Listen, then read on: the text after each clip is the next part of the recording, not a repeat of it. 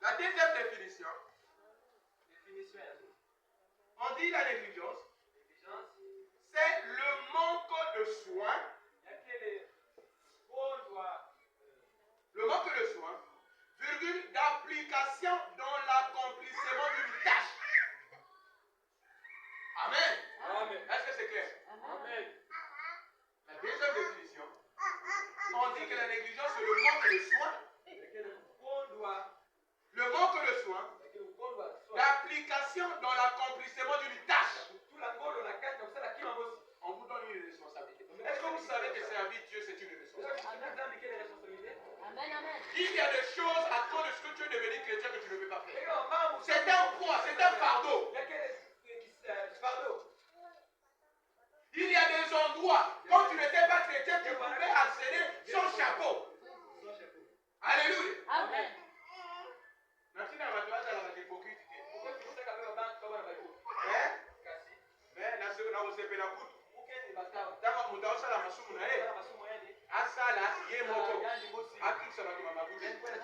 Quand tu penses que tu es là pour faire le péché, je ne te dis pas d'être hypocrite, mais je ne veux pas que les choses s'égarent du chemin à cause de ton âme.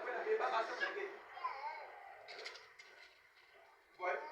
Donc il y a des endroits que vous ne pouvez pas accéder à cause de vos responsabilités.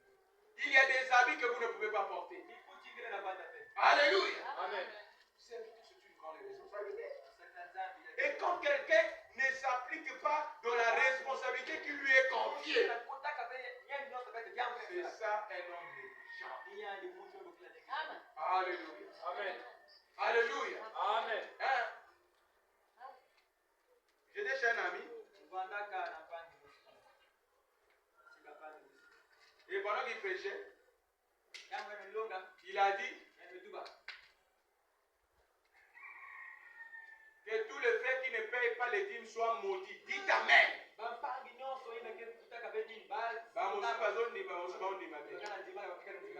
Dites Amen. Nous, on a trouvé un peu suspect. Mais quand on a regardé dans la parole de Dieu, dis non, c'est juste. Parce que chaque écriture doit être accompagnée d'un Amen. Toute personne qui vole Dieu, même si il n'accepte pas l'Amen, il est en train de subir la malédiction. C'est ce que la Bible dit. Amen. Amen. Amen. Amen. Je vais finir.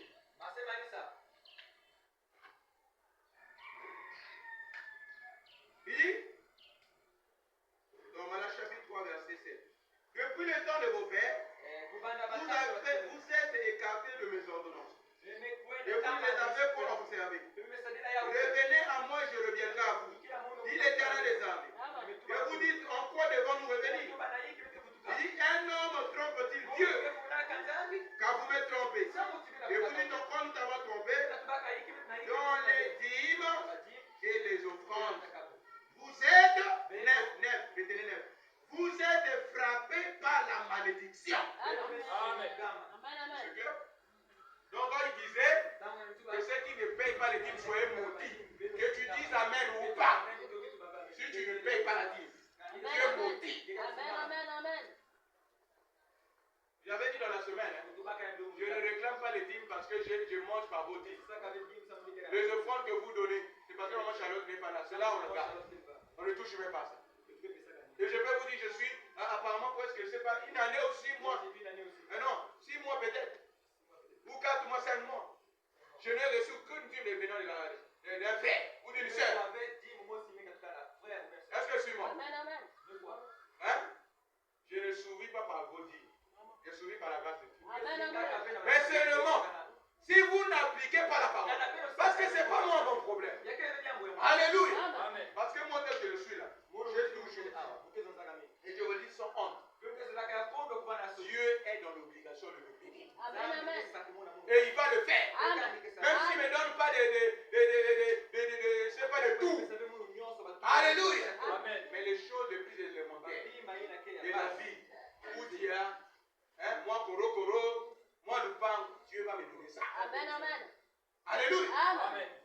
Parce que Dieu, c'est un Dieu de souvenir. tout ce qu'une personne fait pour lui, il va constater. Amen. Mais vous, si vous ne faites pas, vous n'appliquez pas la parole. Vous allez demeurer dans la médiocrité.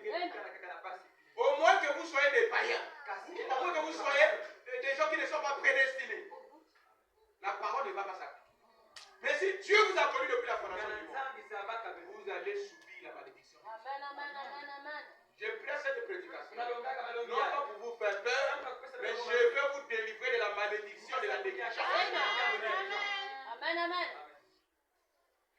Amen. Et je répète cette chose que j'ai toujours dit.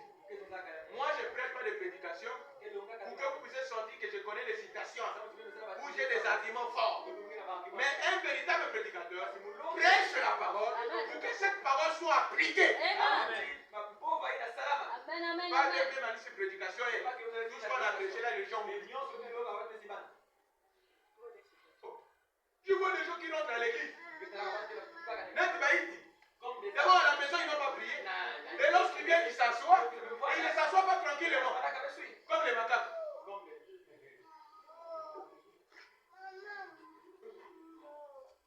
Et tu veux te connecter de la présence de Dieu.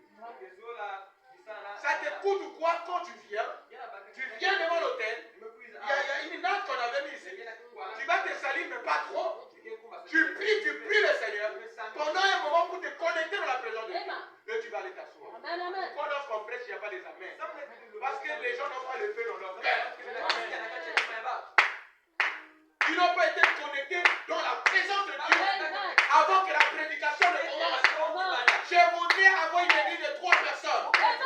Mais dont les personnes sont en feu, et d'avoir une église de 1000 personnes où les gens sont dans la tiédeur.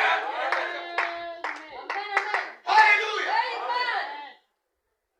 Amen, amen, amen. Même les enfants. Alléluia. Je veux voir des jeunes qui ont un feu qui allume pour les choses de Dieu. Qui ont de la chaleur pour les choses de Dieu. Alléluia. J'étais parti chez un ami. Pendant qu'il était en train de prêcher, c'est son fils qui est comme Céleste, qui court depuis là-bas. Il arrive, il dit Amen. Il salue le pasteur. Il dit c'est ce que je veux. C'est ce qui déclenche l'onction.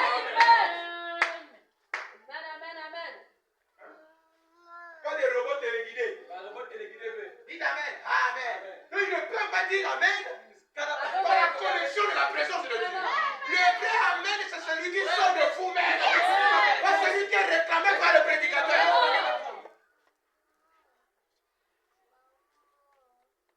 C'est pas possible. Il n'y a plus le feu. Et vous sentez une église. Donc le prédicateur, il a besoin même d'arrêter. Parce que ce qui nous emmène dans le ciel, c'est lorsque vous sentez que l'église est dans le feu.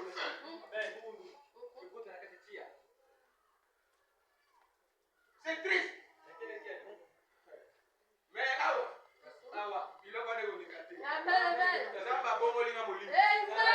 J'étais en train de prier, Dieu m'a donné douter dans notre esprit. Il arrivera un moment où on vient, on lit la parole, personne ne s'assoit, on prêche ensemble et on sort ensemble.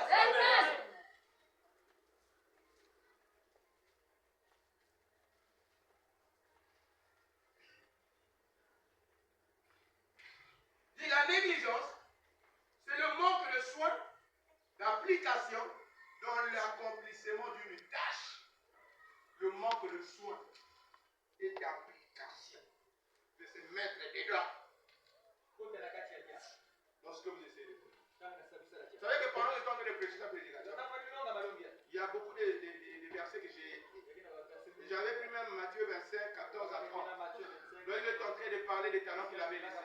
Celui-là, il a laissé 5. Et là, le retour, il a multiplié le double. Celui-là, il a laissé 2. Le retour, il a multiplié le double. Et pendant que j'étais en train de lire un auteur sur le talent, il dit le 5 là, celui qui a multiplié les 5 est les symboles. Il dit d'abord que le maître c'est Jésus, alors que les travailleurs, ce sont les chrétiens. Il dit les 5 représentent des gens qui ont vécu une vie d'abondance. Papa abondant, maman abondant, mais ils se donnent encore du boulot pour aller au-delà de là où les paroles ont laissé. Il dit ça c'est les 5. Ceux qui ont reçu les 5 talents. Il dit ceux qui ont reçu les 2 talents, c'est des gens qui ont seulement peur. Mais ils n'ont pas regardé les excuses la parcelle, parce qu'on ne m'a pas laissé à faire de commerce, parce qu'on ne m'a pas amené à l'école, malgré que le père qu'il a reçu, il ne veut pas céder, il ne veut pas céder à l'exigence, il ne veut pas céder à ce que les gens disent que tu ne peux pas. Il dit, je n'ai pas des excuses à donner. Même avec ce peu, je peux produire plus. Alléluia. Mais il dit, le dernier, il n'a reçu que un. Il avait dit ça. Qu'est-ce que je peux faire? Il a appris dans sa image. Est-ce qu'il a bobima? Des lâches. Je ne travaille pas avec les lâches. Alléluia. Et je sais que toi, en devenant fils de Dieu, Samba comme il s'appelle Naye, Bana Nassam Maboko Panga, quand il t'appelait pour le servir, il a mis un don en toi. Ne donne pas d'excuses. C'est ce don que tu dois utiliser pour t'exploser. Et malheureusement, nous avons des ignorants. Alléluia. Pasteur, est-ce que j'ai un don? Hein? Est-ce que j'ai un don? J'ai un talent. Ah, c'est triste. Est-ce que j'ai un talent? Est-ce que j'ai un talent? Tu te poses des questions. C'est quoi un talent? J'ai lu tout un livre pour ça. J'ai consulté le